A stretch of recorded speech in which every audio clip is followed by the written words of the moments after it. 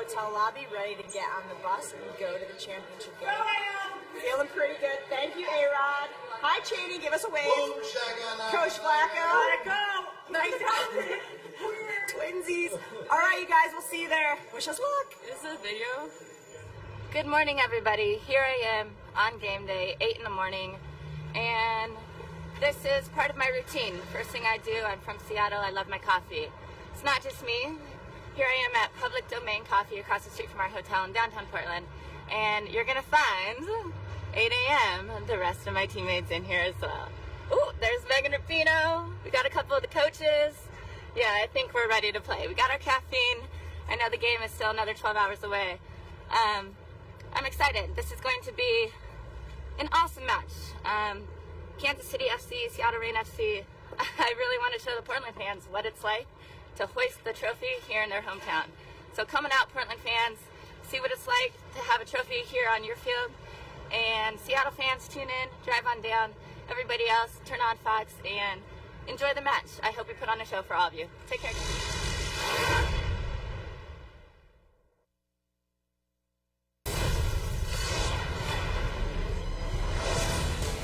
You can feel the energy rising, the anticipation for this one. We're just a few minutes away from kickoff, and just a few moments ago, there's a little extra motivation out there for 2014 championship game MVP Lauren Holiday. She caught up with Julie Stewart-Banks.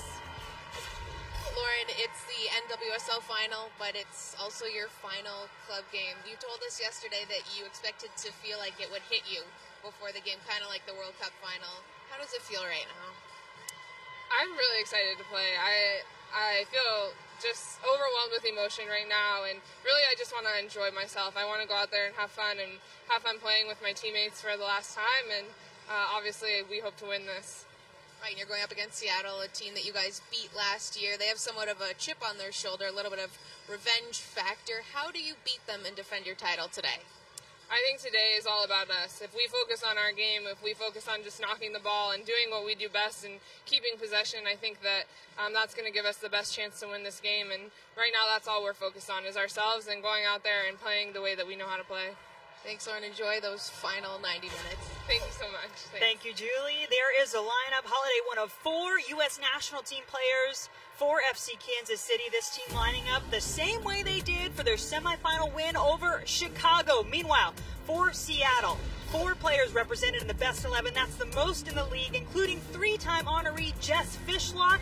That midfield is something to be reckoned with. For Seattle, should be a fantastic matchup.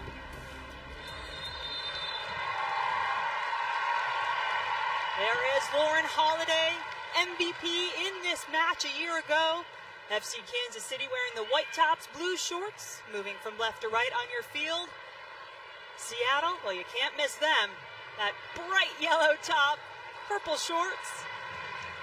As the Reign, as the regular season Shield winners and champions, will try to add that championship trophy to this season.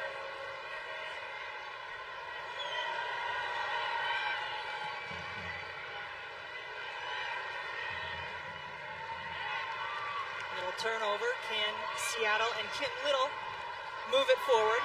Keelan Winters loses it.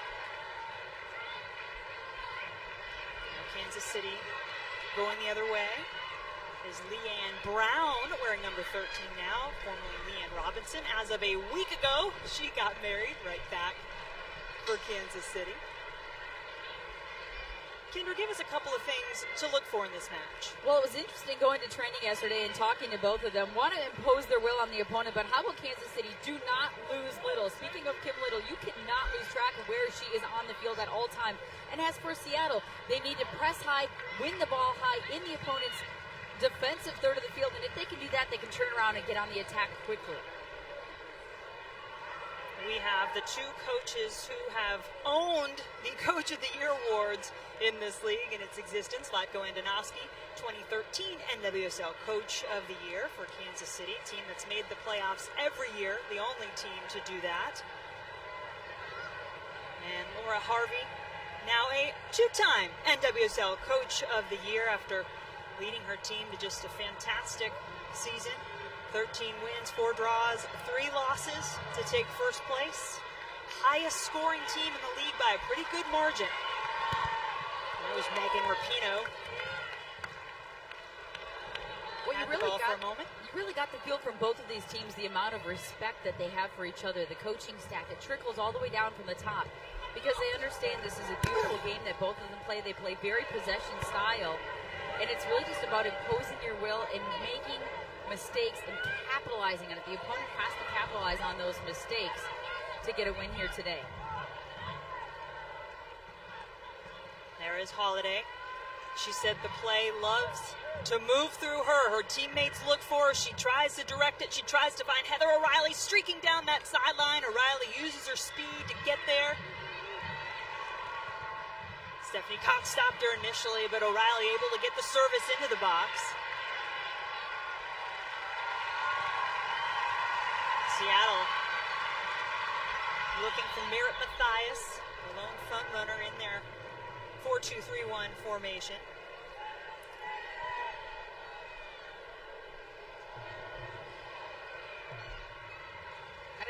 I thought the first 10 minutes was going to be manic, but it really isn't. It really looks more possession-oriented, right through the middle of the field, using the width well. Everybody looks so composed and patient in this game right from the get-go, which doesn't always happen in the championship. And they've had 2+ weeks to think about this match, get ready for it. Semifinals played at September 13th. Both coaches talked about how they managed the time, tried to give their players some time off. But both also realizing with the quality on these clubs, their players will be ready. Good turn for the rain, but Mathias couldn't get there. Julie is down on the sideline. Julie, what can you tell us from Seattle's side of things? Well, Jen, as we talked with Laura Harvey yesterday, she told us that they wanted to focus on what they could prevent in a game like this, what they can control, how they press, winning the ball high up the field, and limiting service, of course, to someone like Heather O'Reilly. Pretty good service right there on their end, but go ahead, Julie. And right now, she's been very vocal starting things off, wanting them to keep that high line, keep things tight, and keep that pressure on. Pressure of Seattle versus the possession of Kansas City, certainly something to watch for.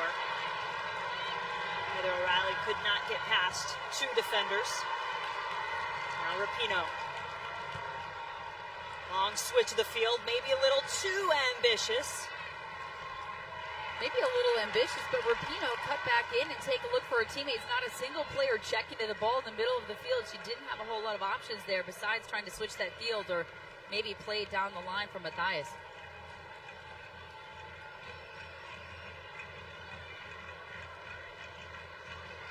There is Little.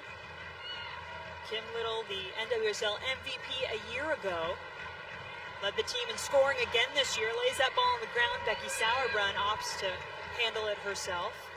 Sauerbrunn, the 3-time NWSL Defender of the Year. Rapinoe immediately with 2 white jerseys surrounding her. Now Brown will have to try to defend her herself. Rapinoe gets past, ball in, but Barnhart is there.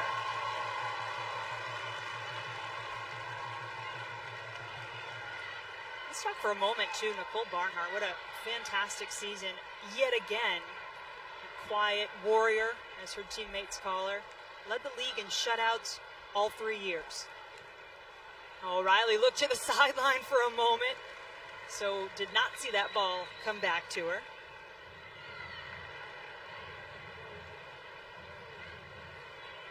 Just saw Vlatko Andonovski. I've got a question for you, Kendra, because he said to us a couple of times now, both semifinal and here, he said, look, our goal was to make the playoffs. Anything else is a bonus. Do you believe that? Well, I think don't you think it's kind of a way not to put too much pressure on your team? And he knows what they're capable of. He's got such a tremendous squad and, of course, so much talent on that KC side. Seattle trying to make a run the other way. Little gets it back. Absolutely. I think there's a little tactics going on there. Whatever works. Well, and he doesn't have to tell those players. They're going to be ready. Look at the competitiveness on that side, on both sides. And you don't have to fire them up. There's no motivating that needs to be done when it comes to a championship game or even coming into this season. Keelan Winters on the ball now. the midfield, we'll look up to Stephanie Cox, longtime U.S. national team defender, possibly playing in her last match. I read an article online that said this could be it for her. We know that Lauren Holiday will be retiring as this ball is played in.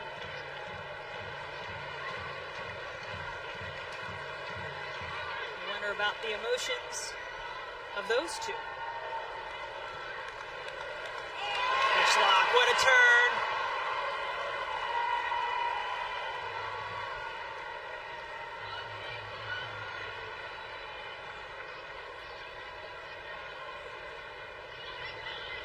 The Blues really working a lot through Heather O'Reilly right now. She'll try to play back to Holiday.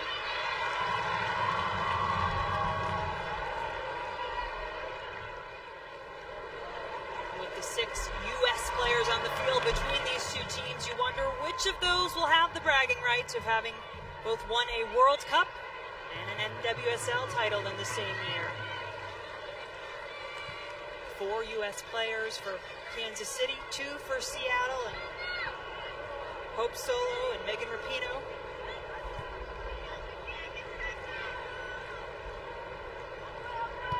Holiday has seen a lot of the ball, but got it pretty deep in her own defensive half that time. Well, that's what Seattle said they were going to have to do. Force Holiday and those stars from Kansas City to check back and receive the ball in their own half. That makes their job defensively much, much easier. Yeah, what did Laura Harvey say? Look, we know Holiday's going to get the ball, but if she's getting it that much deeper in the field, it's a good thing for us.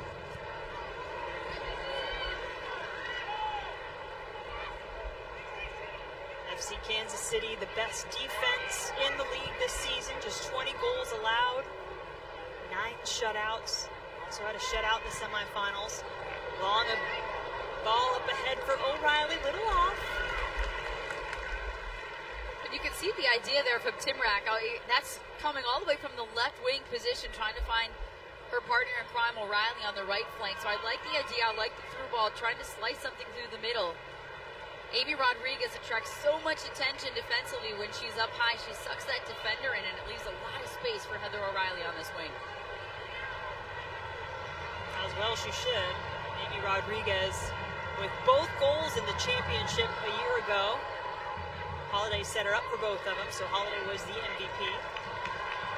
A-Rod has just been lethal against this team. Beverly Yanez. Good work, but a little off the mark with Matthias. Those two trying to link up. Yanez gave her a thumbs up after the play. She didn't continue that run. Matthias was trying to do a little heel pass to her, a little give and go option on top of the 18-yard box, but Yanez hadn't made that run.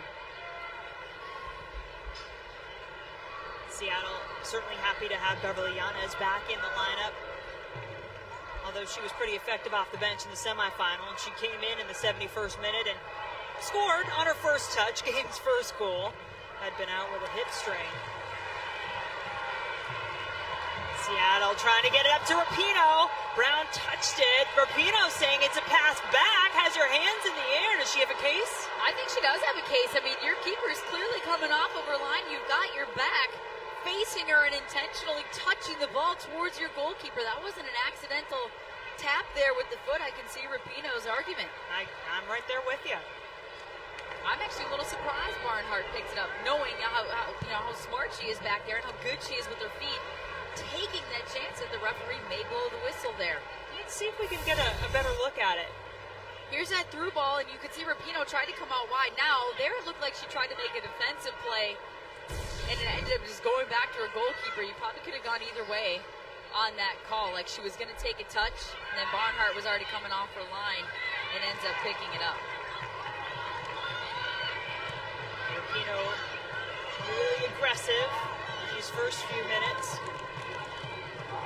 One of 6 Portland pilots for the Seattle Reign in this match. She said she loves to come back and play in Portland, even though there is a bit of natural rivalry there between Portland and Seattle. What did Coach Harvey say? I'm hoping the fans are hostile. You know, she wants to play in front of a hostile, exciting vocal crowd. I heard him during lineups. You see on the graphic right there, all those 6 University of Portland players, the crowd went nuts when they were announcing. Now Kansas City with some nice work the other way. And for the first time, we see Hope Solo called into action. But how about that quick release by Amy Rodriguez? First, look at that nice little heel pass by Timrak, an overlapping run. She finds Laddish in the middle. Look at that, 4, 5, 6 passes. Not a single Seattle player touched the ball. And Rodriguez, quick 2 touches and still gets a shot on frame with a little bit of a deflection there. O'Reilly sizing up her options. Tries to beat Cox, finds Holiday in the box, but Fishlock tracking back defensively. And Solo knows every time A-Rod touches the ball, she's got to be aware. She said for some reason A-Rod has her number. She makes her a better goalkeeper training against her with the national team, and there's a perfect chance right there for A-Rod. She can dribble you up, she can shoot from far, she can take a quick 2 touches. See, she really came on strong at the end of the season. Now the first corner for Kansas City. Ball in the box, still in the air. Looks like Tim Rack will be the first to get there.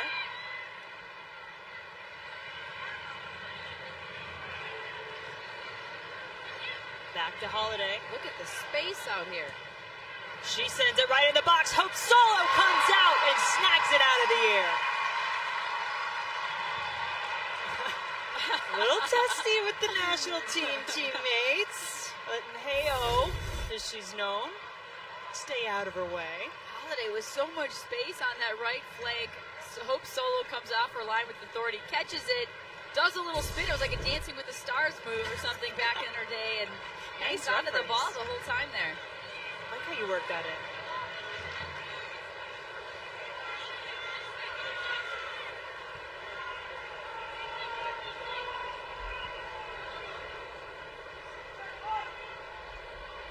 Well, we heard from Seattle and what they'd like to see early as Kansas City moves forward here. Amy Rodriguez had it for a moment.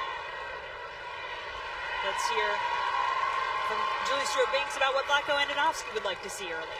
Well, Jen, yesterday he told us to listen to him yell for his team to watch Kim Little and to maintain composure, don't panic, especially for his back 4, which he's been very vocal with today.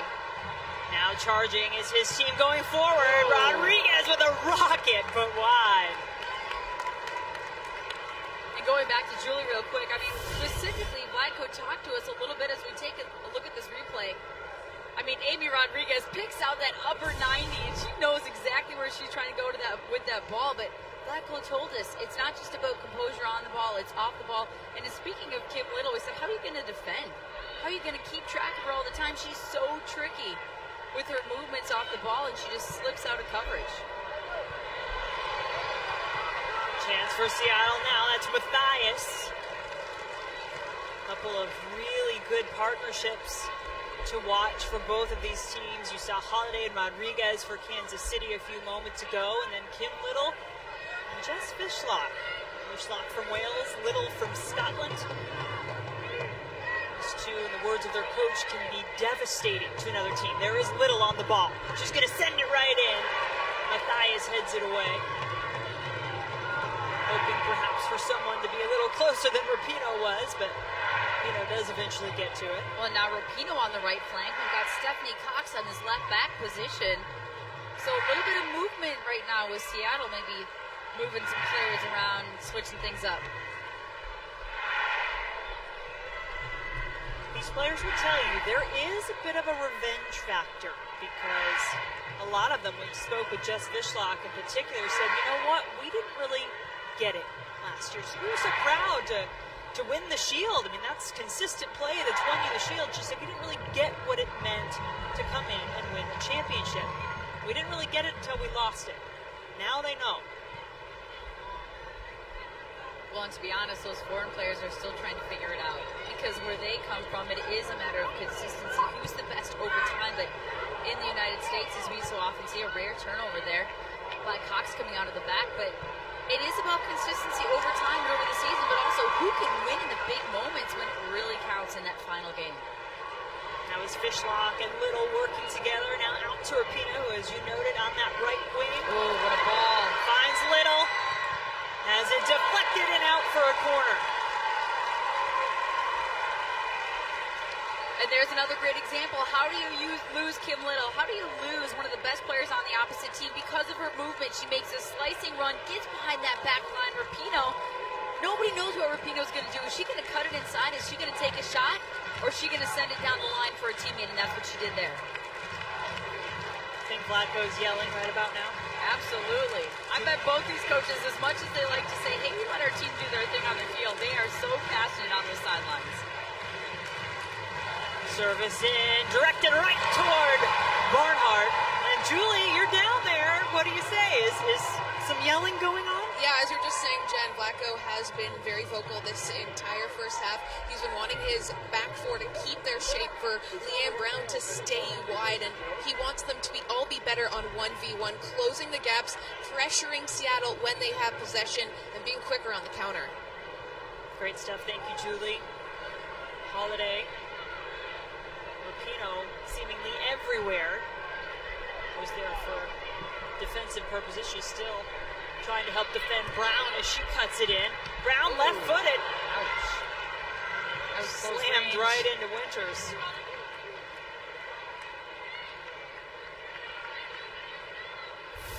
She's going to take another little breather here, but this is another dangerous opportunity for Kansas City. You've got an outside back. They can get forward on the attack, cut it inside, and rip a shot. Somebody on Seattle has to step to that ball a little bit quicker. Give a lot of credit to Winters, too, because that was close range. She didn't have a lot of time to react, and you can tell she made sure to keep those arms down, keep herself small, not make herself bigger.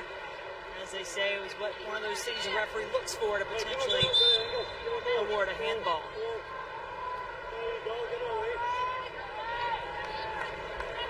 Wendy, check!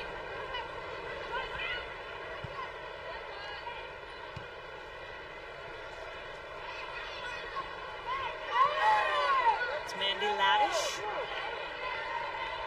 moving it forward for Kansas City, out to O'Reilly, make sure she's onside.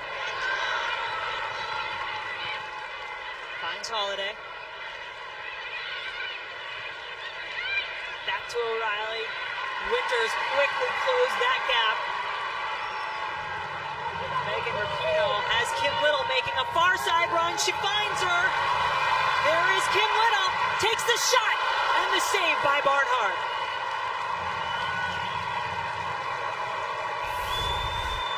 Look at Rapinoe. She must have looked up and saw Kim Little with no one within 20 yards of her except chasing from behind and thinking, this has got to be my lucky day. Kim Little once again finds a way to get herself open. And on the opposite side, you have Kansas City trying to get in on the attack. They love to get those numbers forward. Lucky for KC right there, Kim Little wasn't able to put that one away. And a good save by Barnhart, too, coming off her line, kind of cutting off that angle. You know there was a ton of pace on that ball. Looks like she'll get to this one first as well. But Kim Little just really emerging as one of the stars of this league over the last couple of years. She was huge for Arsenal when she played there, 93 goals. And now has really established herself as one of the best in this league.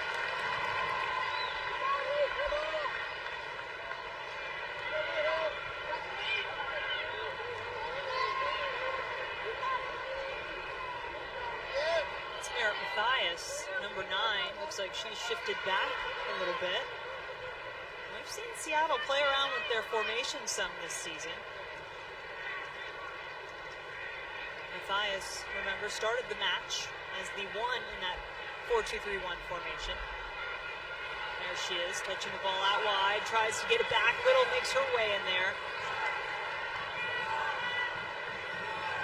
You hear players sometimes look like they've got a string attached to that ball at their feet. That's what Little looks like, such quick little touches. And she has the ball at her feet.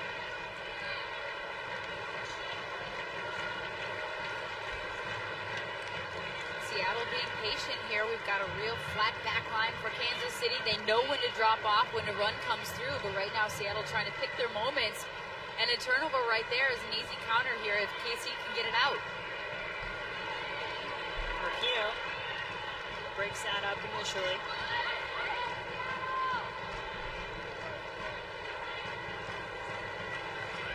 LaPelbit, Becky Sauerbrunn, the two stout center backs, the heart of this Kansas City defense.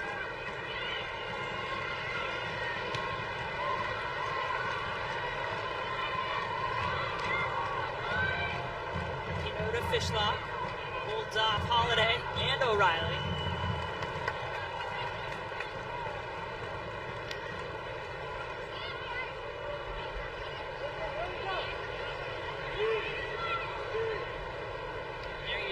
Dominance in the Defender of the Year award by Becky Sauerbrunn. We talked about a little bit that the players who are away some as Kansas City still going forward with the World Cup. Think about the respect that Sauerbrunn then has to come back. She's not here the whole season, and she still wins that award. Well, and I'm sure her performance while she was away in the World Cup and in the World Cup didn't hurt either. Yanez looks for some help in the midfield. Fishlock seeing something, but too far in front of Rapinoe. Well, you can see Rapinoe right there gave a thumbs up. That's a good idea. Bringing that ball over the top. Leanne Brown has been moving forward quite a bit, so she's a little bit winded in that right back position. Hopefully Rapinoe can take advantage. Saturday, October 10th, North America's greatest soccer rivalry is renewed when the United States men's national team takes on Mexico in a high-stakes match with a berth in the Confederation Cup on the line. Live coverage from the Rose Bowl begins at 8 p.m. Eastern only on FS1 and streaming live on Fox Sports Go. Seattle bringing a little high pressure, results in the turnover. Fishlock tries to get it back in there.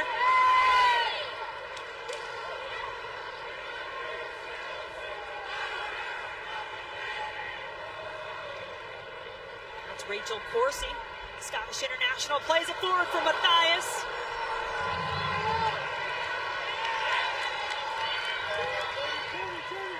Another defender, Cox, left-footed service into the box.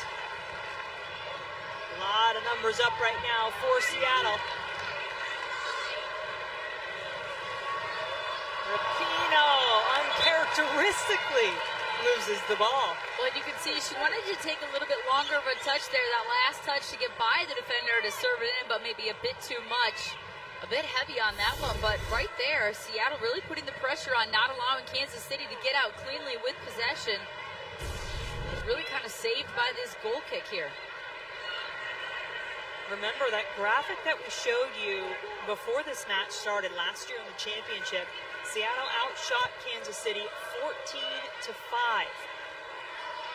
Nicole Barnhart had to make 7 saves. Hope Solo only made 1, but in the end, the brilliance of the combination of two really good friends and roommates, Lauren Holiday and Amy Rodriguez, were enough to win it. It was Lanish working with O'Reilly, won the beat in Cox. O'Reilly tries a little stutter step, and the whistle blows. Well, I think it's incidental contact, but you have to blow the whistle in that instance. Heather O'Reilly, such quick feet, quick on the ball. Just about to make a move there. Cox gets her right leg out just enough. And I think that's a good call by the official. I agree with you. I was a little unsure when I first saw it in live action with that replay. I think you're absolutely right. Cox knew about the speed of O'Reilly, knew she was beat.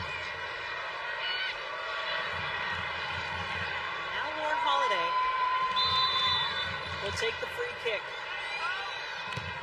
Driven ball, headed away. Nakamura plays it right back to Holiday. O'Reilly calling for it. She's going to send it in the box, and the header just wide. That was Amy LaPelbit getting up there. We know how good she can be in the air, just misses. And another one of those players that probably doesn't get enough credit for her defensive duties, but she was still forward because of that corner kick. Holiday serves this ball in with her left foot, spinning towards the keeper. Had the defender beat there. Diving header by LaPelbit. It puts a lot of pressure on her defender, doesn't it? The way she puts that ball in. And now Seattle trying to put some pressure on. Through Matthias. Deflected. Corner kick.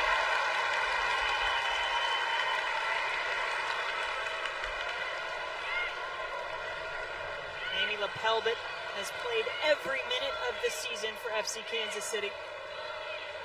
True warrior back there on that back line. A couple players for each team have played every minute of every game this season. I mean, they'll tell you it's a little bit of luck, but man, is that a lot of preparation and taking care of your body all the time. Stephanie Cox with that great left foot is back to take this corner again. The last one went right into the hands of Nicole Barnhart. This one low driven.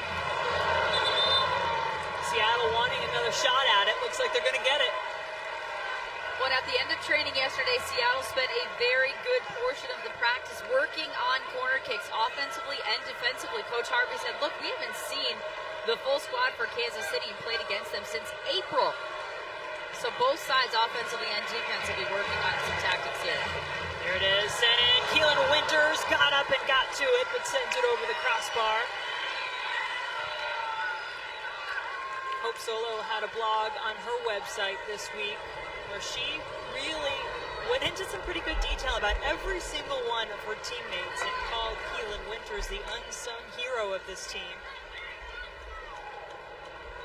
Winters, another one of those University of Portland alums. Also former captain of the U20 United States national team that won the World Cup in 2008.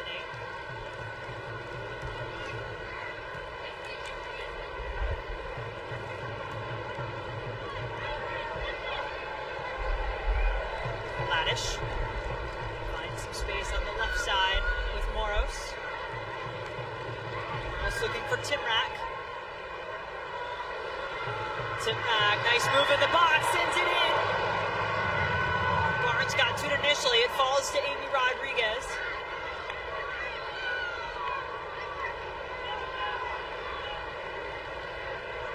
KC resets. Back to Jen Bliskowski. Now Ladish again.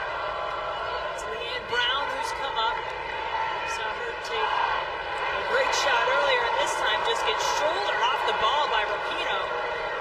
Gives it right back.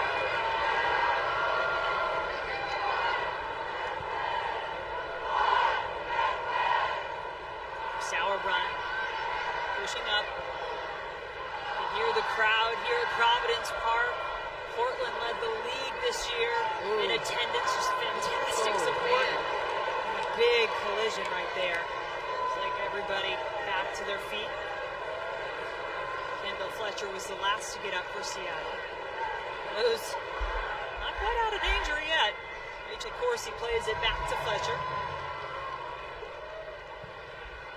Well, I think Fishlock was stepping over to double team on that play because she's seen what Timrak is capable of on that left flank. So much speed, loves to cut inside right there, right through the legs of Fletcher, and Fishlock comes in for the double team, and it's a collision between all three of them.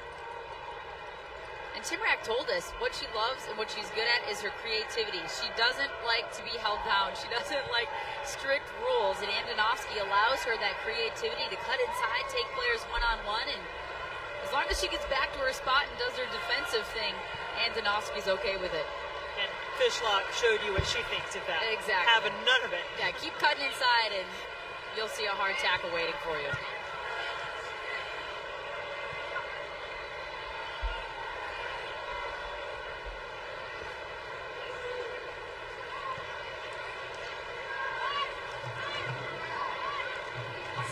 Trying to find an opening in that Kansas City defense. It's been so hard for anybody to break down this season.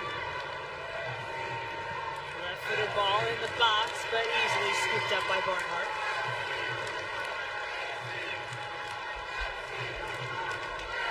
Kendra, if you're Seattle, let's see what Holiday does here. Anytime she's pushing forward, you want to be careful, but what does Seattle need to do to break up that Kansas City defense? Well, I think they just need to do more of the same. How many times have we seen every time they get the ball in the middle of the field, they are finding their width, whether it's right now we've got Fishlock spreading it out wide, Rapinoe on the other side, they are really using the width of the field. Fishlock gets it. Rapinoe tries to get a foot on it.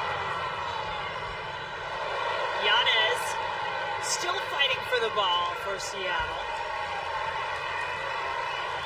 Look at Fishlock. Do you see how passionate she is right there? And I'm taking a look at Coach Harvey because she's got about equally the same passion. But Fishlock makes that great run down the right flank, serves the ball right into the middle of the field. I think there was one yellow jersey in there that could have touched the ball, and she was frustrated by that.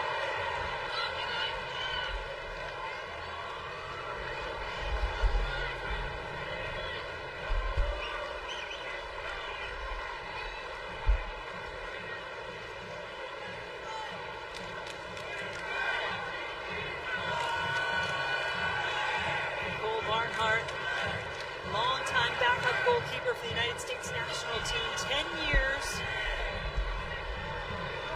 Played in 2 World Cups, Olympics, plenty of experience back there as nobody's stepping up to stop Brown. O'Reilly-Cox matchup, one that's going to happen quite a bit, you'd imagine, after the first 30 minutes of this one.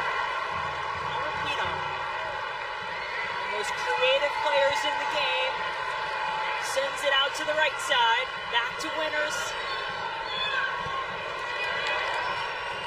I think the body language showing a little frustration from the rain. Well, I think because they've gotten forward with numbers up quite a few times, that they were able to find Yanez on the right side wide open and still not able to capitalize once they get in that final third. Brown has made so many runs forward for Kansas City up this right flank that Seattle's been able to get on that counter and outnumber, but not able to finish in that final third of the field. Sound familiar? A little bit like 2014, and you know that Coach Harvey's saying, we've got to take advantage of these opportunities and capitalize. Because that's exactly what Kansas City did to win that match. Against Chicago in the semifinal 2 weeks ago as well. Chicago had the better possession in the first half, and Kansas City capitalized. Rapinoe to Little. Out to Barnes. Barnes, one of the 4 players for the Reign on the best 11. We'll take a look at that entire group at halftime. Now Fishlock going forward. Rapinoe. Just a bit off, but that was just enough to keep it for Yanez. Moros just has to clear it to safety.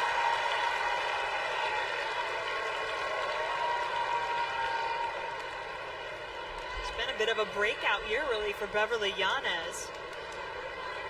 9 goals, 1 assist in the regular season. Also tapped on another goal in the semifinals.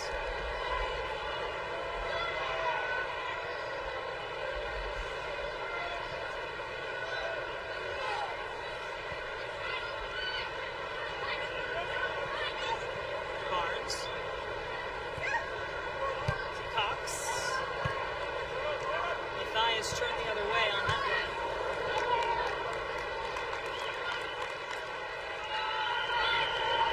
I don't think we've really seen either team at their best yet, do you? I don't. We've seen flashes of it, some great combination plays, some give and goes. All of a sudden you'll see 5-6 passes strung together, and then it's that final pass that just seems to be off or just miss. Well, we knew this would be tight. Both of these teams with so many quality players and playing so well. What a move by O'Reilly to give Brown some space. But good placement defensively by Seattle. It seems so many times we've seen that service blocked, even at short range, by the defender just stepping into the path of the ball. Well, and right there, I think Brown just a little too short-sighted. You had Timrak pretty open on that far post. Brown still battling, keeps it. O'Reilly now. Hopsolo thought about coming out for it, didn't. Try to let her defense handle this one, now they do. When you've got Holiday and you've got A-Rud making a run up through the middle, and even O'Reilly was in on that last attack, you know somebody's got to be open on that far side. O'Reilly looking for Holiday. She has Rodriguez and Simonak in the middle. Again involved. Rapinoe showing some frustration and having a little conversation with the referee, Katerina Koroleva.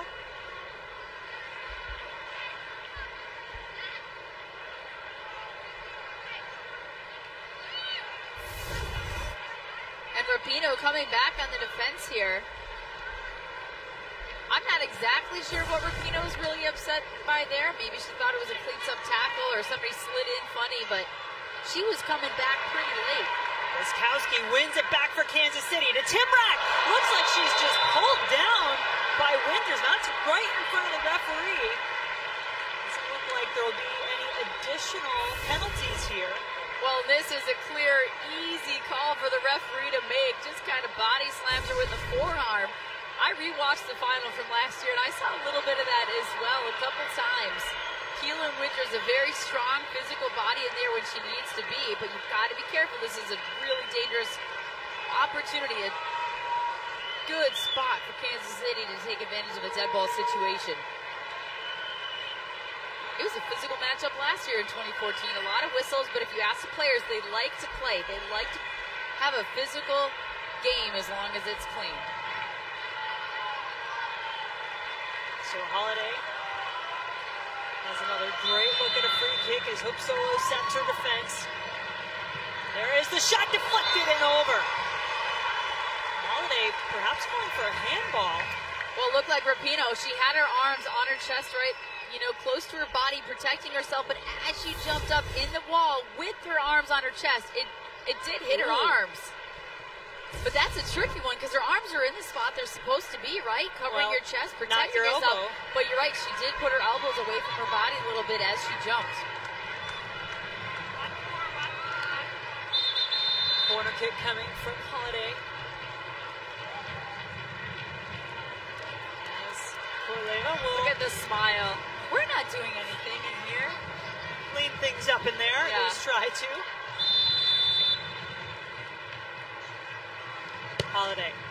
Low ball, not her best.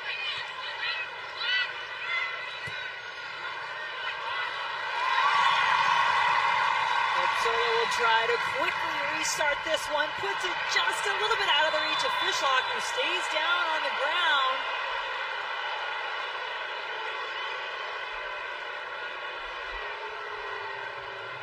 The entire coaching staff looked like FCKC up after that. Wiskowski, she did come in a little bit cleats up. Look at the replay on this. Cleats up, catches that left knee. Now, in real time, I thought, hey, they both slid into that ball at the same time. They're both trying to get into it late. And you hope Fishlock is okay, but it did look like Wiskowski came in a little bit direct and cleats up on that slide. Boy, the passion between those two players when they collide, no wonder it was a big one. Jess Fishlock, former captain, four-time player of the year for the Welsh national team. All 3 years a member of the best 11. And as you said, you hope it's not too serious. Well, you know what Wiskowski's thinking. She's thinking if Fishlock gets to that ball and touches it by me, she's got about 40 yards of wide open space to fast break in the opposite direction. Of course she's not trying to injure her. She's just trying to get to that ball first, and the only way she could do it was sliding. Unfortunately, she catches Fishlock on that slide. Fishlock, Julie, such a key component of this Seattle team. Definitely, Jen, not just noticed here, but across the pond. I spoke with England's women's manager, Mark Sampson, today, who said he'd be watching this game. He said that Jess Fishlock and Kim Little are two of the best players he's ever seen, and if they didn't represent Wales or Scotland, respectively, they'd be on his England squad. Boy, that tells you something. That's excellent, Julie. Great to hear from Mark Sampson.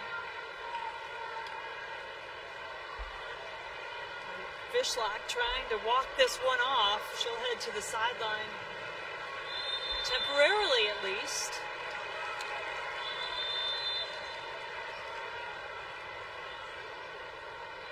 And that is Amber Brooks warming up on the sideline for the Reign.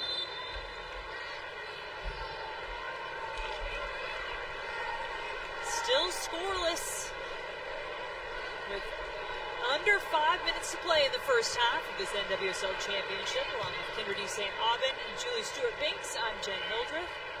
Rematch of last year's final. FC Kansas City trying to make it 2 in a row. Seattle has eluded them so far, despite really some record-breaking seasons in this league.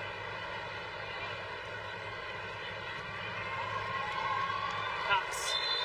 Matthias works to get the ball, but commits a foul in the process. But I think she's Matthias really riding that back line there. A little bit too far that time. Timrak. Fishlock back on, as you see there. Timrak's going to send it in for Rodriguez. Barnes got to it first. Now back to Lanish. When you can see where Little came back to win that ball, almost all the way on her 18-yard box. Plays it one touch to Fishlock, who turns it over, and Fishlock still walking with quite a bit of a limp in there. Yeah. Have to keep an eye on her as she tries to run this one off. Well, and at this point, she's probably just trying to at least get to the locker room where she can be reassessed without subbing out before that, right? I mean, well, and it's also that tricky part, though, once you go into halftime and you're sitting there and it can tighten up. Sure. Rapino did well to collect that ball cleanly. Still has it. Yanez. Still not in sync. The Seattle attack that led the league in scoring this season. 43 goals in the regular season. Just hasn't been able to connect yet. Well, you love the idea of a possession-oriented team playing beautiful soccer, but at the same time, you've got to know when to pull the trigger up front. You know, Yanez with a beautiful through ball to Fishlock, but at the same time, if that defender's backing off Yanez, why not just take that shot yourself?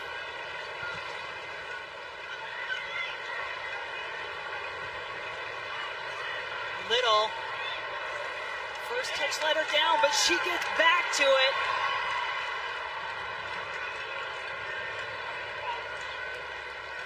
That's some of that pressure that Seattle likes to put on. And Fishlock clearly in pain. You could tell she had to just pull up immediately after she got rid of the ball. Well, I think that was a different one. I think she feels like she got clipped in the foot or the ankle there by whoever was defending her. Maybe it was Timrak or Laddish, but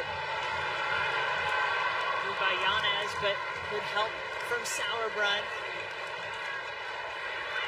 Coming up at halftime, we'll recap the NWSL season, have an interview with League Commissioner Jeff Plush, and show you highlights from the first half. A first half that, by the way, should this score stand, would be the first in NWSL history to go to the halftime break without a goal being scored. It was 1-0 in the previous two installments at halftime. Perhaps Heather O'Reilly and Amy Rodriguez looking to change that. Not that time.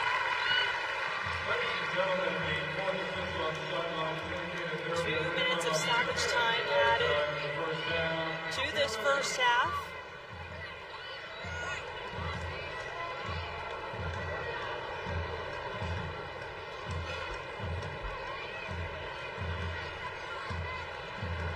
What do you think, Kendra, as Kansas City and propel it moving forward? You see some changes in the second half, perhaps. Not necessarily player-wise, but do you think tactically there might be some adjustments? I don't know if there will be adjustments, but both teams are going to go into the locker room and say, we need to finish our opportunities. The longer you let the opponent sit around, they are going to capitalize. And it sounds silly to say for both teams, but I think that's what they're capable of. And right now, I would think Seattle is feeling it a little bit more. The longer we sit around and we don't capitalize, Kansas City is going to come at us and counter. A mistake is going to be made in the back. Something is going to happen, and A-Rod is going to finish a chance, just like last year. Both teams said yesterday that they felt it was going to come down to something small, a little bit of brilliance, a little mistake. Small things become big things in Right. a game like this when you have two teams that are so talented. And so aware of what the other team can do. This is the third time they face each other this season alone. Nifty bit of work between Rapino and Little. But now Kansas City going the other way. O'Reilly cuts it back inside. Finds Laddish. Back to O'Reilly. Nobody on that far post. Timrak is pinched way in. Now we see the run. Moros gets there. much happening with that ball, though.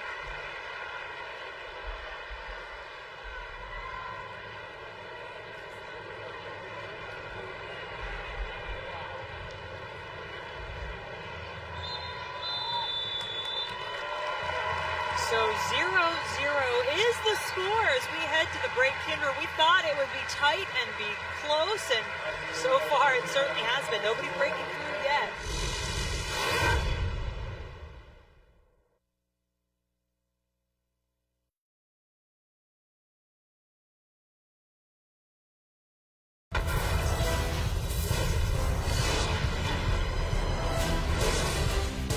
We are scoreless at the half here in Portland between FC Kansas City and Seattle Reign FC. These two teams meeting for the second year in a row, vying for the NWSL Championship. Let's take a look back at some of the highlights from the first half. And Holiday, last year's MVP, serving in a pretty nice one right there. Well, nobody stepped to pressure the ball too quickly there, giving Holiday just enough time to serve in a nice ball. Bending in towards the keeper, and then a nice tackle there by Fishlock. She wins it in her defensive third of the field. She was kind of all over the place defensively, but a chance there for A-Rod. You could not give her the slightest bit of space. And another ball in from Holiday. Hope Solo having to come off of her line, retrieve that one, and look at the double team. There's Fishlock again with a little bit of a shoulder, but look at all three players getting up. Such a physical game. Piskowski coming into Fishlock, a little bit of a cleans-up tackle on the knee. We knew we were going to see a physical matchup, though, much the same as last year. These two teams so excited to get on the field. They've had a 2-week break, really, of any competition as a team. You see the stats there, and I think Kendra, fairly even. Kansas City with more shots, but really that will be a big storyline for the second half as to whether Fishlock continues in this game. Big part of what this Seattle team has done this season as the Reign ran away with the league shield. But they have yet to hoist that championship trophy. FC Kansas City did it last year. We'll have the second half coming up after this.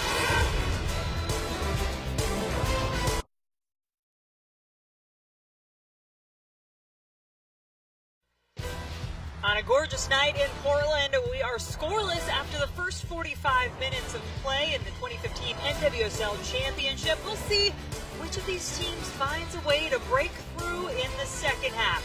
That kick coming up next.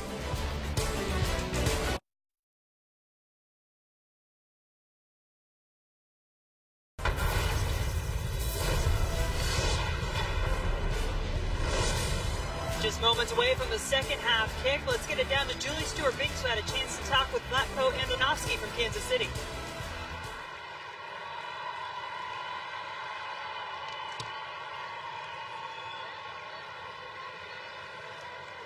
There is Zlatko Andonovski. We'll get that report from Julie shortly.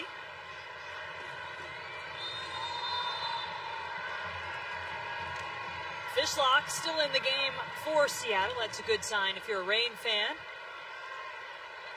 Showed you at halftime. Just Fishlock involved in a couple of big collisions in the first half.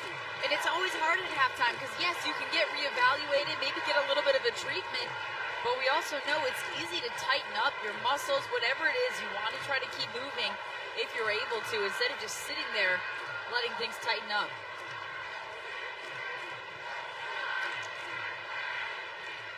Seattle coming in as the Shield winners, finishing first in the regular season.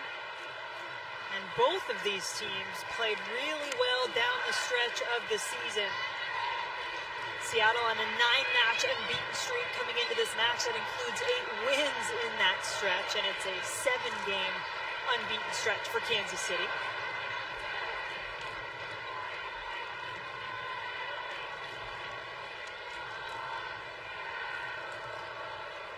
Little mistouch by Lauren Barnes, she knows it. Product out of UCLA, member of the Best 11, one of those we talked about in the first half, who has played every minute for her team this season.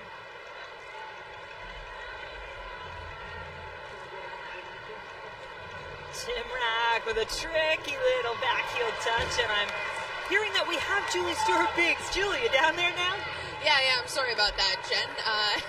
Flacco told me at the half that he's happy with how his team played. He felt they were dangerous, they controlled the pace of that first half, and that they were good with the dead balls. He just knows it's going to take one opportunity to go in, and that's going to be the one that wins the game.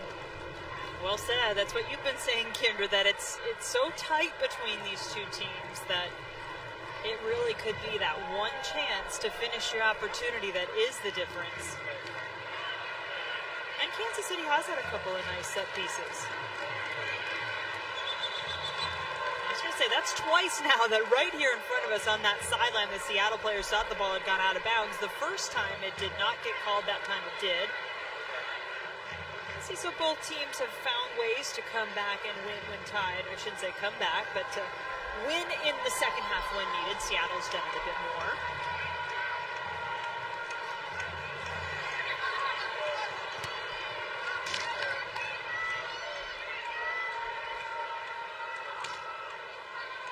Word from the sideline, no doubt from our intrepid reporter Julie Stewart-Binks, is that Jess Fishlock did get cleated, but she's fine.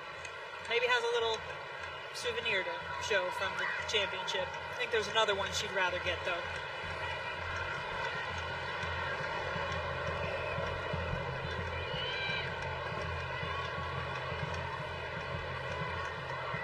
There's Leanne Brown, formerly Robinson, making that run. Getting the cross in. Zimrak missed it. Now Laddish has it. Rodriguez.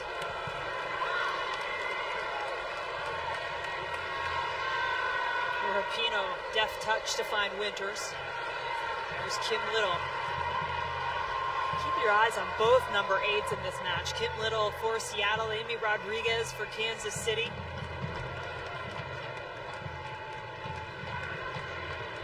A-Rod, as we mentioned, has just been lethal, both in the postseason, where she has 5 goals in 3 career postseason games in the NWSL, and she also has 5 goals in her career against Seattle.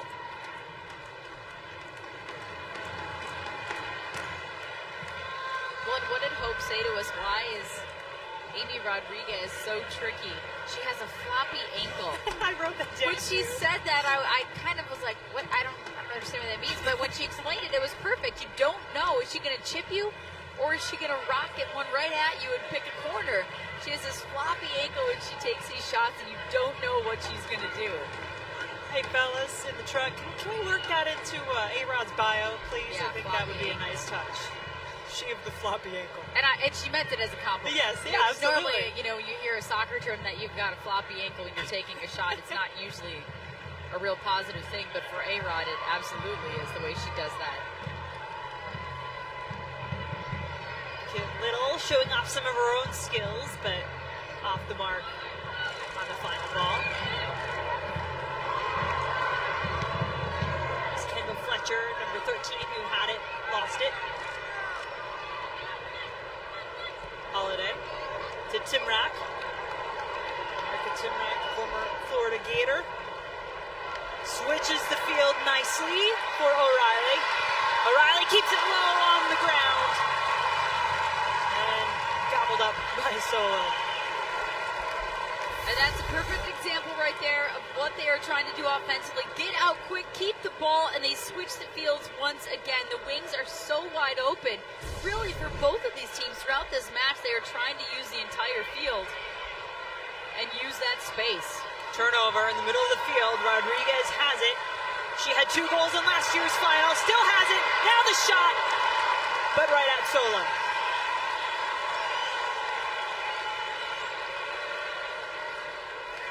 So intense. Amy Rodriguez has a look on her face. Look at 3 defenders.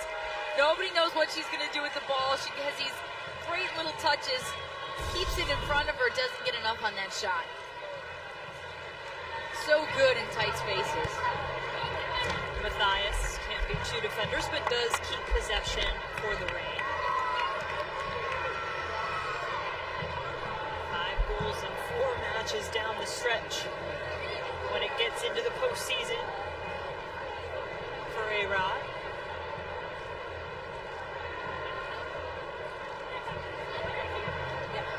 Good turn by Matthias. Sends it in and headed. Kanas got up there to it, but put it right toward Barnhart.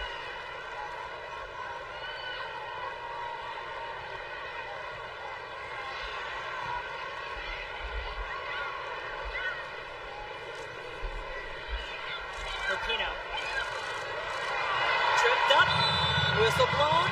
Free kick coming for the Ray.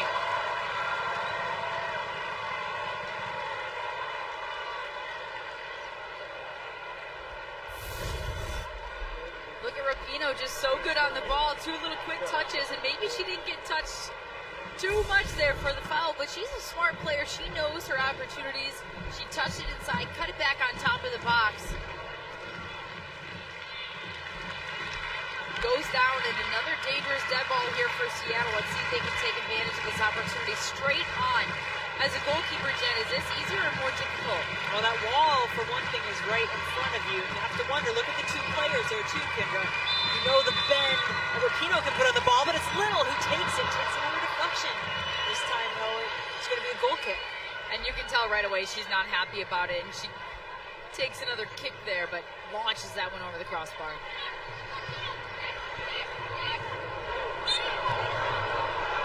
She got turned around by Rapinoe that time. This time, Rapinoe is the one whistled for the infraction.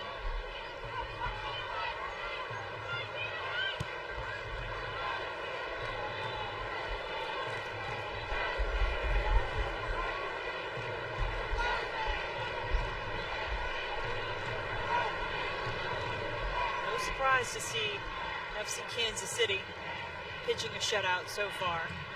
They were better than anyone in the league. Just that throughout the season. 9 shutouts, 10 if you include the semifinal victory over Chicago.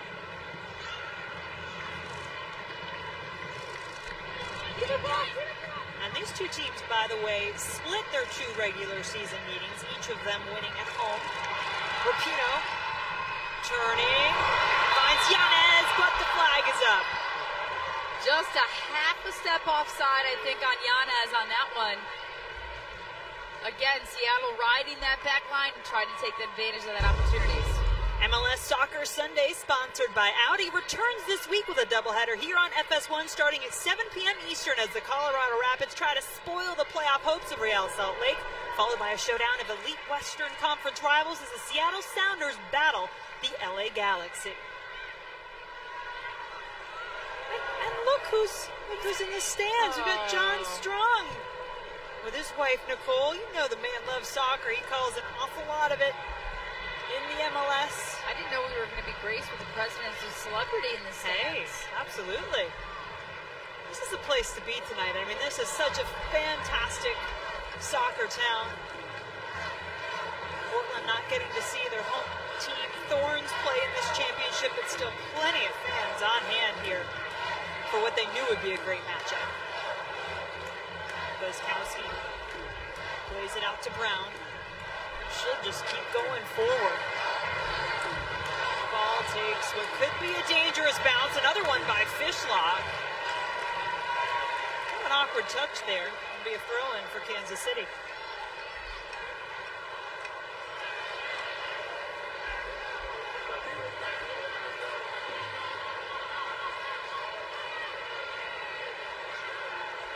Both of these teams about that, playing in Portland. It's not a home game technically for either of you. How do you feel about that? They were excited about the opportunity to play in Portland, knowing the passionate soccer fans in this city. Rapinoe, Matthias finally gets to it. Just going to keep that ball going across to Cox.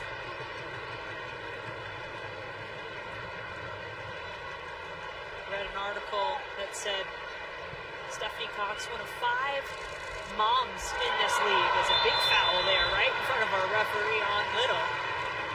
Another one of those in this match, Indy Rodriguez.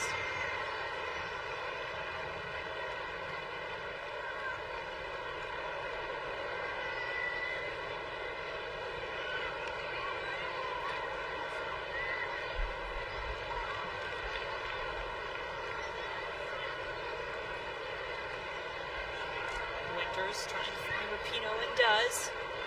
Working for some space. Rachel Corsi, center back up there. And you can see her shielding that ball, kind of almost boxing out. And the offensive third of the field, Rapinoe flicked that ball into the 18-yard box. And Corsi trying to make a turn and get on the end of it. Corsi, one of the few players on these two teams who was not a part of this matchup a year ago. It was just her first year in the NWSL.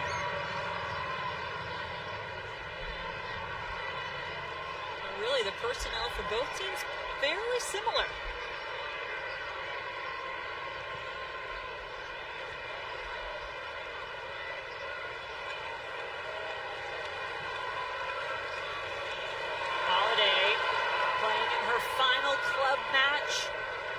Had her jersey retired for Kansas City earlier this season.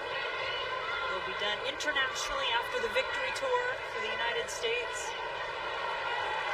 You wonder how her emotions are doing at this moment. Right now, I'm sure she's just pretty locked in. She seemed like it yesterday. Well, and after that last possession, she had a nice ball, one over the top there. But then right away, Kansas City giving the ball away, possessing the ball easily on that right side of the field. And a turnover. You could see Vlatko Andonovski just turn with his head down, kind of rubbing his eyes back to his bench. Cannot have turnovers when you're not under a lot of pressure. Nice ball by Fletcher for Rapinoe. Two defenders right there with her. She splits him, trying to get it to Little.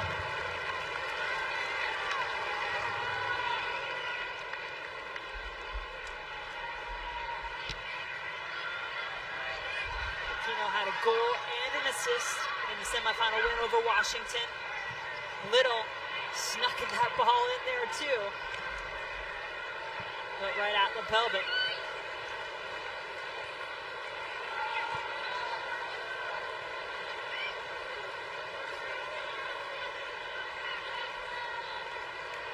Barnes playing a little more direct that time for Matthias. The pelvic missed touch early, but recovered.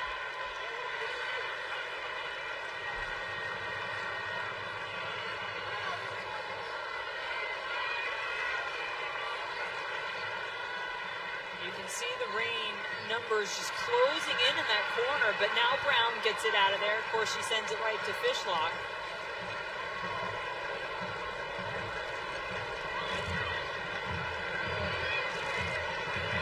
Little looks to Fletcher. Fletcher with the cross. Ooh, that one was close. I don't think Fletcher's trying to put that one on frame there, but couldn't quite get her hips around it far enough to pull it back out for a cross inside the box. Instead, it kind of rides along the top of the crossbar here. She makes a great run up that right flank. Her teammate finds her through that seam and plays that ball in, but just couldn't pull it out far enough. Fletcher, an NCAA champion with North Carolina.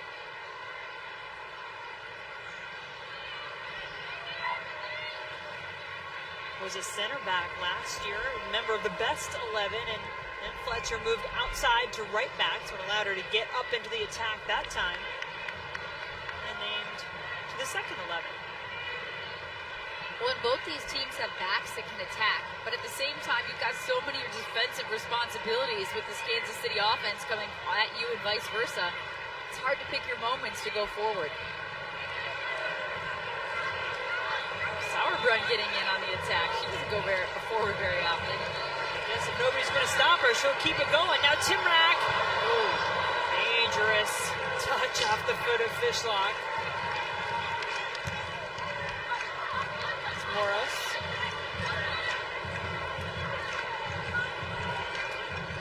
Dangerous with Fishlock there, because we've seen in other matchups when you're defending and running back towards your own goal and a ball gets played in the cross, that's when own goals happen. So it's tough to get back behind the ball face away so you don't have something like that happen to you. Neither team has really emerged to put their stamp on this yet. Some high pressure from Amy Rodriguez, trying to force the turnover from that Seattle back line. Rapinoe and Little working.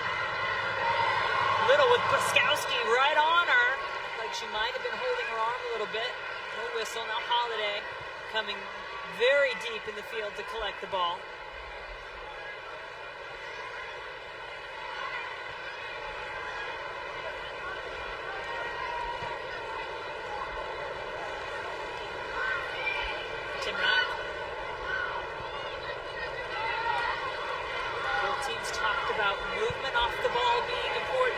run on the far side from Brown.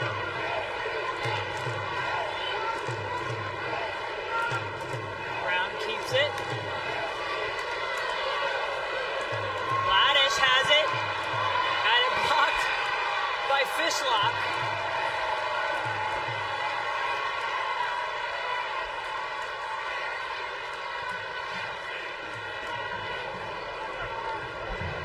Rapinoe waiting for some help. Littles loves to find her. Rapinoe wanting it back. Gets it now for Matthias. She'll take the shot.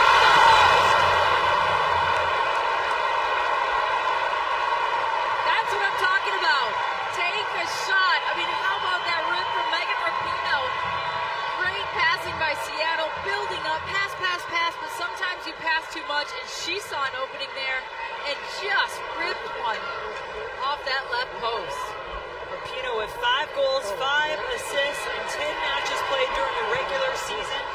She looks hungry out there to me. I mean, really, you know everybody's intense and ready. It's a championship match, but you just sense a different level with her. Well, everyone wants to possess. Everyone wants to play that beautiful game of soccer where you possess, but you have to possess with a purpose.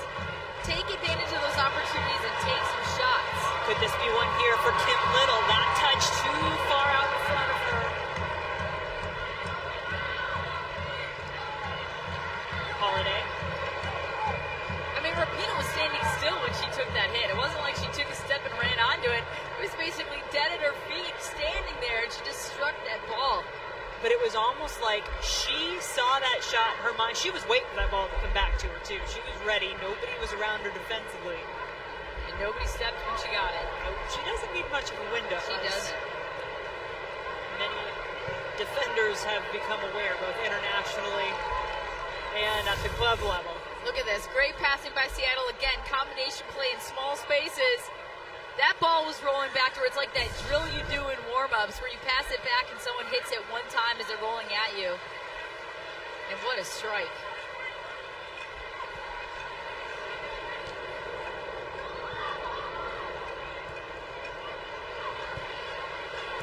Nothing Barnhart could do but kind of watch it go by her right glove.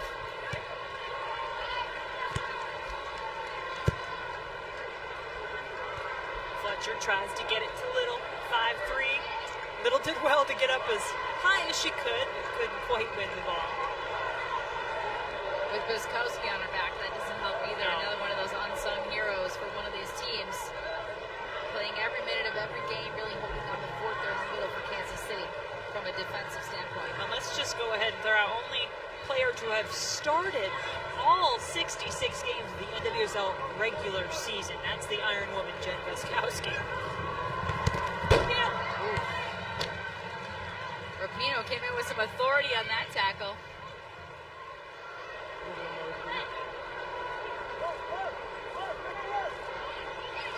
Moros, former Duke Blue Devil, will take the throw-in to Biskowski. Outside touch, back to Holiday.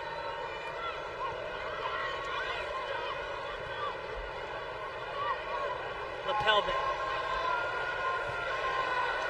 Now Brown. O'Reilly.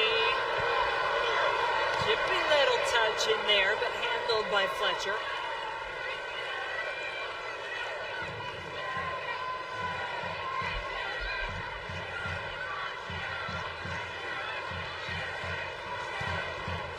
Holiday. Now in a more advanced position, and with Jess Fishlock just all over her. I'd have to take a look at this replay. We know Holiday, a very strong physical player, but she can shield that ball well and keep possession.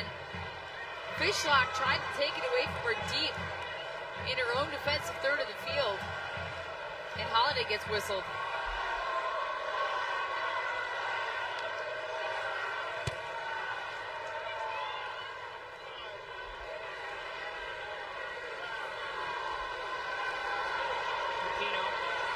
Battling there with Tim Rack. Now the referee trying to come over with a quick restart. Keep her from having a little tone it down conversation. And just unfortunate she could not get out of the way that time with Fishlock advancing the ball.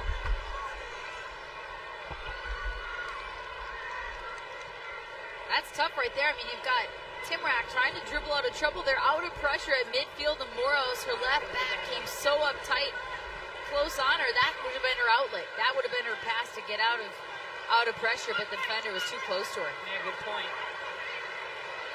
Patton and Holiday turn. Laddish. Brown working hard to give that overlapping run, but O'Reilly's going to opt to go back toward the center. Rodriguez is there. Corsi got to it first. Now Winters, second effort. Laddish off the mark. U.S. Women's National Team coach Jill Ellis is in attendance watching this match, and I understand Julie Stewart-Binks has a little more on some of the things she's looking for out there. Julie?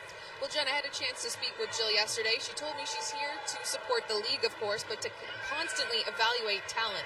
In particular, she told me she's keeping a very close eye on Heather O'Reilly, someone who was a reserve player for her at the World Cup, but who's really shone in NWSL this year. Now, as for Lauren Holiday retiring, she said she's been one of the most versatile players that she's seen, but her retirement opens up a starting spot for someone, and that could be anyone. They could even be here tonight. For sure. Thank you, Julie. That's one of the challenges for Jill Ellis on this victory tour is honoring those players like Holiday who are retiring, and then also make sure you've got things ironed out for Olympics coming up. You think there are a couple players out there that might have been catching Jill Ellis's eye? We heard about her keeping an eye on O'Reilly. Anybody else? I think there's a few players easily out here that should at least be given a look, for sure. Not just players to replace Lauren Holiday, but other opportunities. I mean, Timrak has speed. She's dynamic on the outside. Of course, we talked about Buskowski in the middle, holding down the fort, durable, strong, fit. Keelan Winters has gotten some looks in the past. So I always think it's great to bring in new players, even if you're close to an Olympic year, because it creates a competitive environment as well. Bring in a new look, challenge some current players in their positions, and keep it fresh. And Lepelvich, she has U.S. national team experience as well. But it's kind of a challenge, too, for Jill Ellis. We talk about her using the victory tour a little bit also. Timrak trying to get in line. Does she get taken down? No. Very clearly, the no sign from our referee. Play on. Do not stop.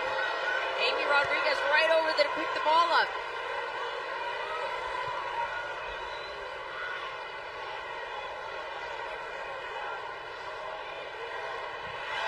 Ball over the end line. Let's take another look, Kendra.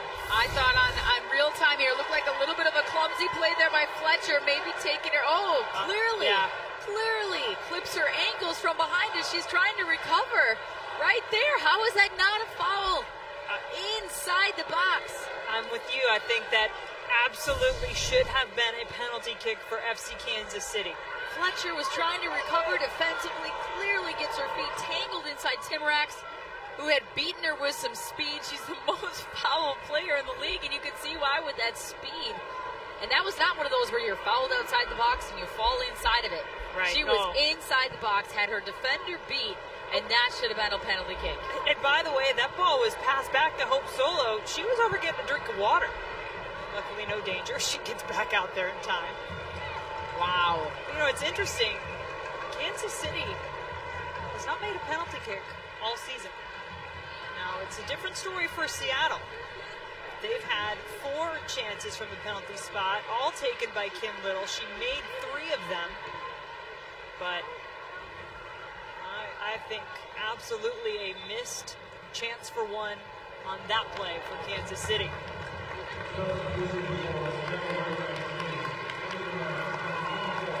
Have our first substitution of the match.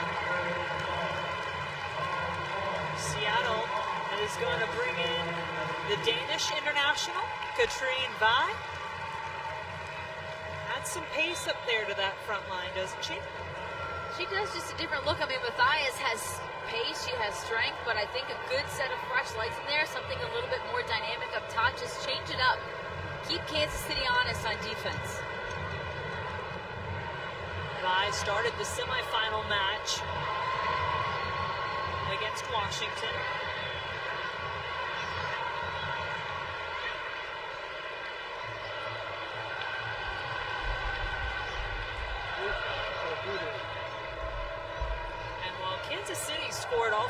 6 goals in the semifinal in the first half. Different story for Seattle. The Reign didn't get their first goal until the 71st minute.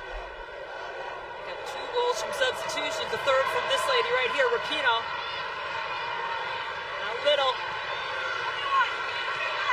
Kanas. Winters will pick it up. Fletcher.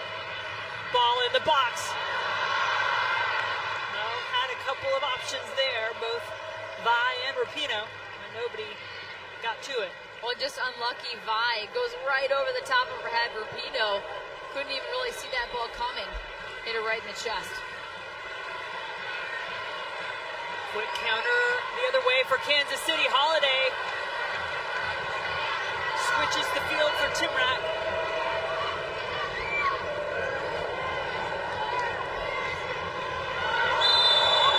Boy, Seattle again. That's Fletcher again stepping right in front of Timrak and having a hard time getting back up this time.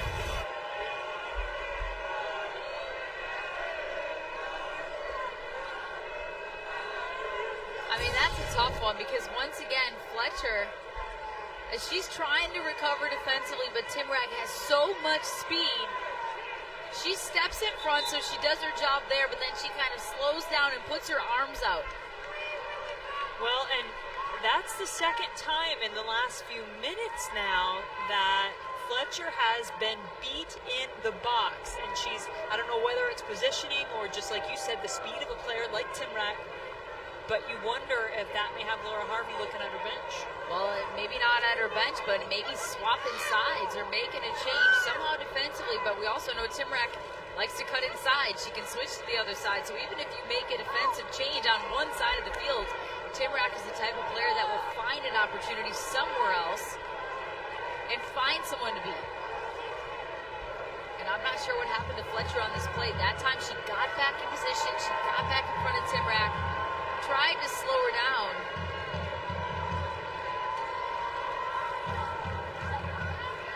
Left knee being a bit tender as she's on the ground, being tended to. Laura Harvey in the ear of Fishlock.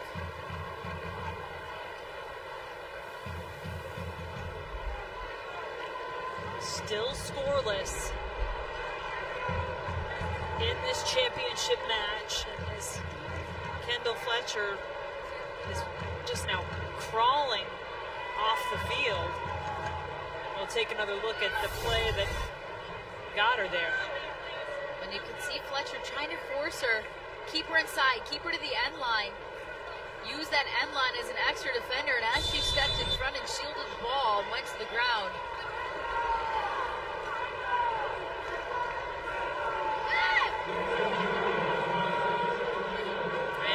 Like Laura Harvey is going to use her second substitution. Ellie Reed getting set to check into the match. Little taken down. That could bring out a yellow card and does. On the 3-time NWSL Defender of the Year, Becky Sauerbrunn. And she didn't look happy about the call either. She comes up right here. Rapinoe flicks it on. It's tough to tell from that angle, but it almost looked like the two players both turned to go to the ball that was played over the head of both players, got tangled up, and Sauerbrunn ends up with the yellow. Oh, and a tactical foul in the eyes of a referee, hence the yellow card. And here comes Ellie Reed, who has her work cut out for her defensively. Another Portland pilot on the field now for Seattle. Rapinoe bends it into the box. Little has 2 defenders to beat. Cannot get that corner kick she's working for. Yellow card, Kansas City. Number 4, Becky Sauerbrunn. Sauerbrunn issued the counter card for FC Kansas City. As we are in the final 15 minutes, we'll take a look that FC Kansas City has scored 7 times in these final 15 minutes, giving up 3 goals, so they've found a way to score late. And Seattle, 6 goals, but they have been outscored, interesting, by 1 in the final 15 minutes. by Reed, who just came into the match. Can O'Reilly make her pay? It's behind Solo!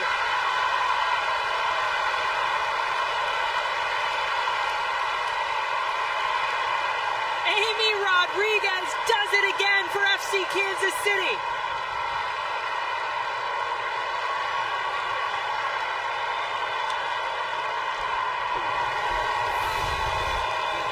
Look at Lauren Holiday. Gets her head on a swivel, takes a look on deflection. She finds the width of the field. Heather O'Reilly on the near side. She finds Amy Rodriguez completely unmarked, really, in the middle of the field. I mean, you had 3 Seattle defenders right nearby. Touch tight, but not tight enough for Amy Rodriguez. You've got to put a body on her in the middle of the field. Don't allow her to get a clean header that close, and she beats Solo. She has just been incredible. Her 6th career goal in the playoffs. Her 6th career goal against Seattle. And she just wrong-footed Hope Solo, too. Solo was going the other way and could not recover. Wasn't a ton of pace on that header, but it was placed where it needed to be. It started in the middle with Holiday. She got the ball and had too much time. She was able to take 2 touches, take a look right, left. Where do I want to play this ball? Finds her national team teammate Heather O'Reilly on the left wing. She has a lot of time, serves it in. And Amy Rodriguez once again coming up in the clutch. And Rapino Vidas on the other end. That ball is not going to help her out.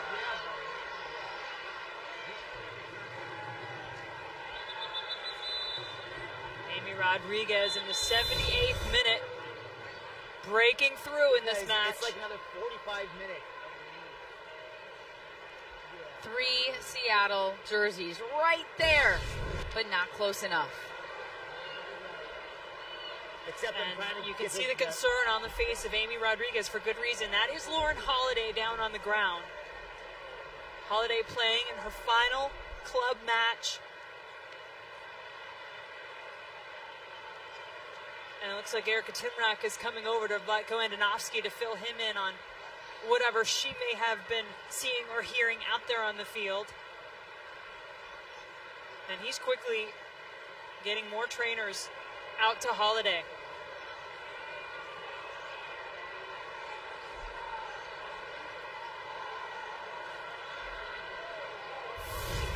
So you get a look at how this happens. There she is on the top of the box, right inside the 18. Oh, gosh. I mean, no collision or anything. No she just contact, goes no down. nothing. She's just running back to her own goal, defending. Wide open, nobody around her. And you could tell by her teammates' reaction immediately saying, we need to get someone out here. Sauerbrunn went right over to it. Of course, her best friend, Amy Rodriguez, was there as well. So a sobering moment for everybody here in Portland. Holiday back on her feet, but clearly shaken.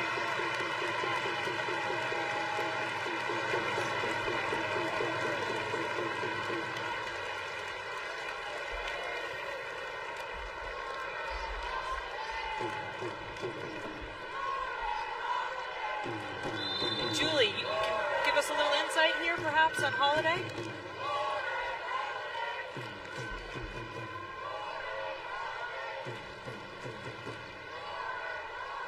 We'll get back to Julie when we can.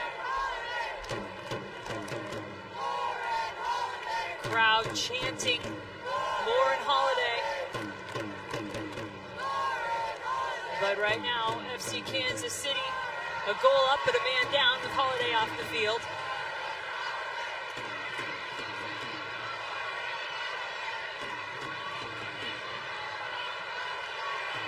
Millie Reed can't hang on to it. Fishlock will try to provide some pressure. And somehow the goal scorer, Amy Rodriguez, comes away with it now, gets it back from Timrak. And look who's back.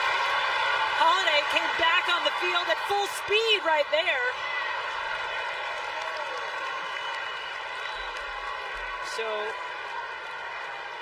fantastic to see her. And now, Julie Stewart-Binks, what can you tell us about Lauren Holiday? I just spoke with the trainer for KC, who said that it was exhaustion, but there was a lot of commotion over here on the sideline, and they did order an ambulance because Lauren has a heart condition, and that was just for precautionary reasons, but she looks to be fine on the field right now. Thanks so much, Julie. Certainly hope that is the case. You figure she's back out there, so it's a good sign. That ball over the top, but out of bounds. Seattle made an incredible push at the end of last year's final. Kendra, you and I were just talking about it before the game tonight. They came through. Megan Rapinoe found a goal in the 86th minute.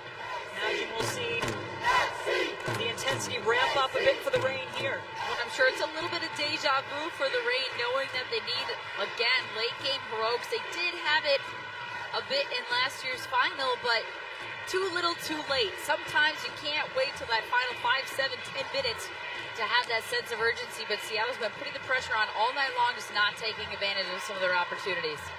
Certainly a different game when you consider it's a 1-goal game now. It was a 2-goal lead for FC Kansas City then. Amy Rodriguez scored in the 22nd and 56th minute of the championship match in 2014. It was the 78th minute tonight.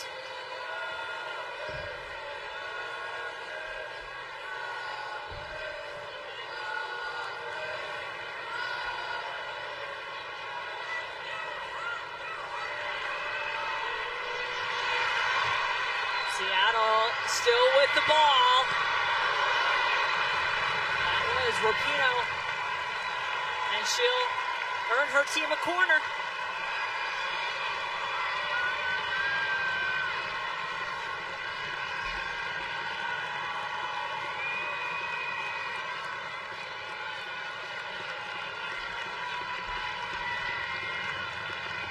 We'll see if Megan Rapinoe can help pull her team back into this match. Low driven ball in the corner. Not much of a chance. I don't think that's where she wanted to serve that ball. There's definitely a time and a place for set plays to serve it to that near post, low and driven, but the way she was waving her teammates in, the marking backs, to get into the box, you would assume to get a ball in the air, and instead she serves it low and driven to that near post. So now just about 5 minutes plus stoppage time left on the clock for Seattle as they try to find Rapinoe. She has Ellie Reed making a run. Yanez couldn't get there. The regular season champion in the NWSL has yet to win the championship. Seattle was in that position a year ago, trying to change that now as they won the regular season title again. Little sends it into the box.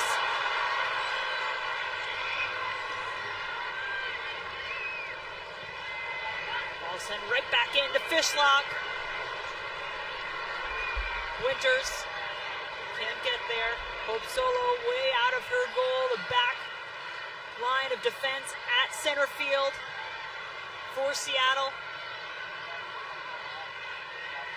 Hope Solo practically. That's Vi. Now Rapinoe, but right at Bornhart. What a look. This ball comes bouncing in, and look at Rapinoe able to get a clean shot off the way that was bouncing in, skipping off the turf. And she still finds a way to get something on it, but hits it right at Barnhart.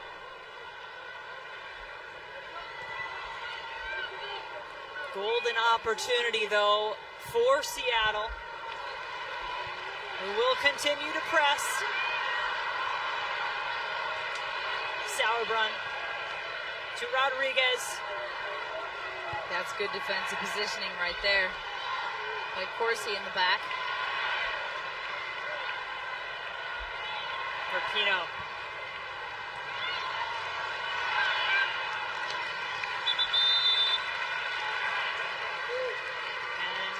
Vlatko Andonovski is going to make a substitution now.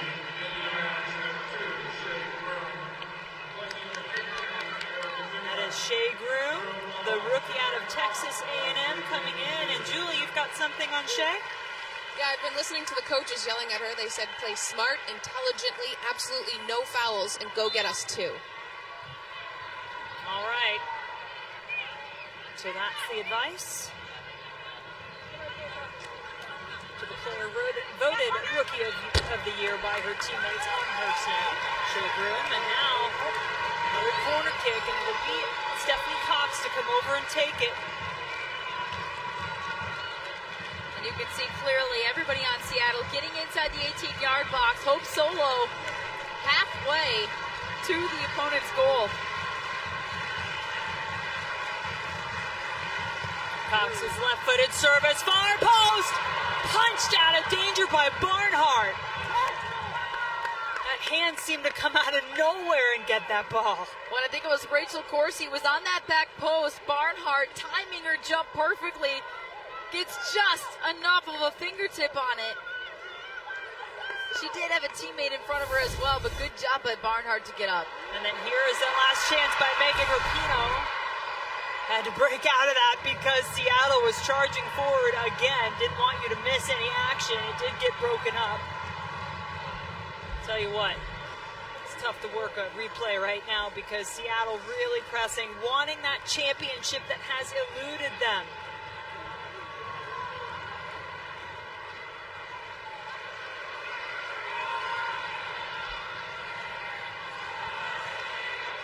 Out to Rapinoe. Bending toward the back post, and Yana is just waiting on it, but recollected. It was like she thought someone was behind her to get it. She kind of watched it come in, took a glance over her shoulder, thinking a teammate, maybe Little, was behind her, but she wasn't. And that ball falls easily to Kansas City in the box. Seattle has not lost a match since July 18th. They only lost 3 all season, but in danger of losing the biggest one right now.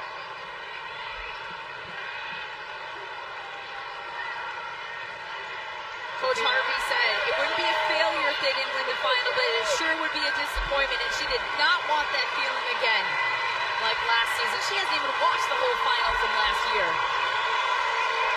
Would like to erase that memory right now, and they're sending Hope Solo into the box as well. Why not? Hey, we saw Michelle Betos do it for Portland earlier this season. She scored on a header on a set piece.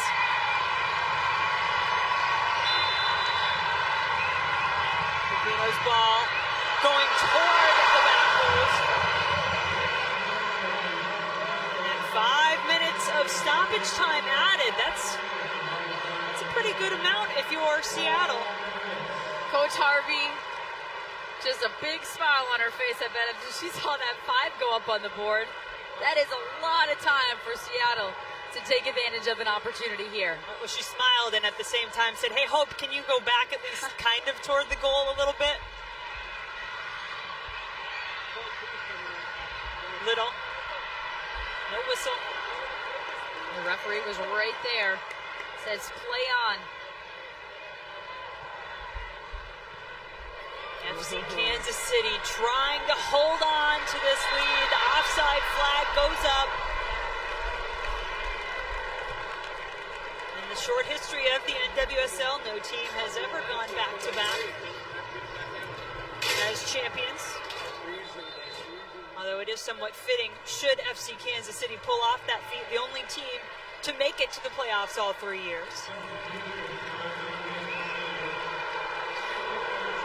And you can see the conversation right there. Mandy Laddish sprinting off the field, and everyone's telling her, hey, slow down here. We're trying to tick some time off the clock. Slow down.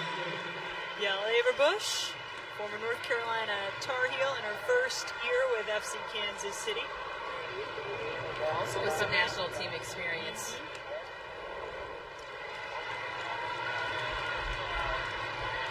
Her job right now, hold it down, take care of the ball.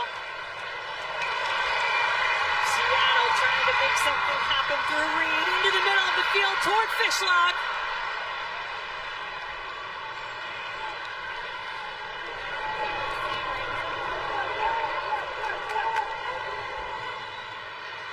Tigers.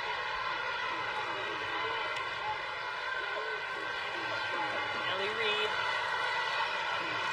Harvey's pointed to the far side. Katrine Vi wide open on that left flank. She is waving her arms in the air, wanting that ball, wanting to switch field. It's been on this near side for quite some time. And let's hear the applause for Amy Rodriguez.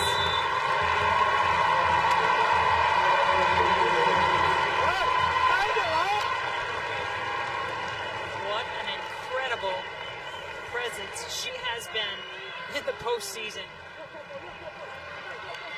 Sarah Hagan, or Apple, as her teammates call her, has come in. This throw-in's going to go back to Hope Solo. Really a tough ball for her to handle. She was a field player back in her college days. Does well to get it out.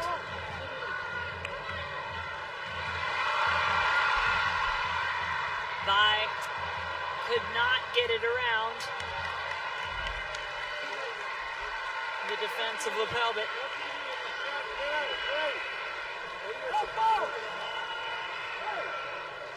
Under 2 minutes to play, roughly.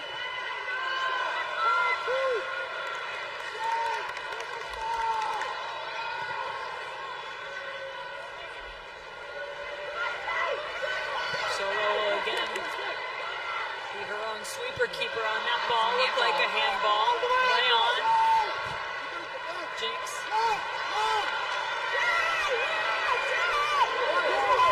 You can hear both coaches getting picked up on the field microphone. Kansas City can't believe that that ball went to Seattle. Corsi opts to play it back through Hope Solo, let her move the ball to the other side of the field. Tried to switch it back over toward Rapinoe. Rapinoe had the best chance of the game for Seattle. Plays this one for Little. Can she get to it first? Becky Sauerbrunn showing why she is one of the most highly regarded defenders in the world. Does her job that time.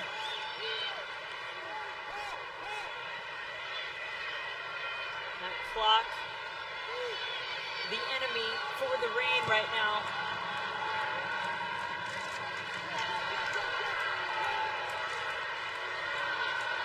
Do they have one chance left? That ball could spell the end of this one.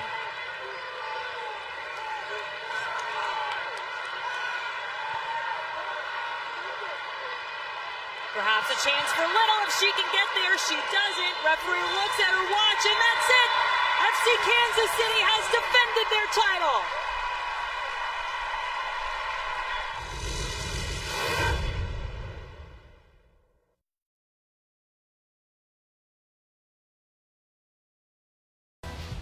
It was an emotional finish in Portland for Amy Rodriguez and FC Kansas City as A-Rod's goal in the 78th minute was enough for her team to defend their 2014 NWSL title.